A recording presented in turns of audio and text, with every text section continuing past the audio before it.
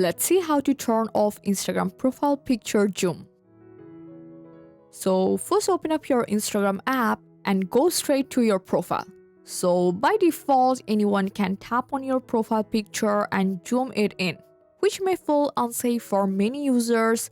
So in this case, to disable this, just tap the hamburger menu in the top right corner and open settings and privacy. So now from here, go straight to account privacy section, and inside this, look for allow profile picture expansion. So this feature actually controls whether other can open or zoom your profile photo, so simply turn this option off. So once it's disabled, from the other side or ask someone else to check it, they will no longer be able to open, zoom, or expand your profile picture.